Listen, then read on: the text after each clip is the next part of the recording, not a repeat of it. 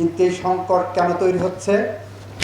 এই সংকটটা তৈরি হচ্ছে এক শ্রেণীর মানুষ অস্থিতিশীল পরিবেশ তৈরি করার জন্য মোটরসাইকেল নিয়ে এসে, গাড়ি নিয়ে এসে একই তেল একই দিনে 2-3 বার তারা লাইন দিয়ে তেল নিয়ে যে বাসায় রেখে বোতলে ভর্তি করে, ড্রামে ভর্তি করে রেখে আবার তেল নিতে আসছেন। আমরা এতদিন সফট লাইনে ছিলাম। আমরা বলেছি 1974 সালের বিশেষ ক্ষমতা আইনে কালোবাজারি এবং মজুতদারির বিরুদ্ধে সেকশন 25-এর যে শাস্তির বিধান করা হয়েছে, প্রয়োজন বোধে সেই শাস্তি আমরা প্রয়োগ করব। তার সর্বোচ্চ শাস্তি মৃত্যুদণ্ড।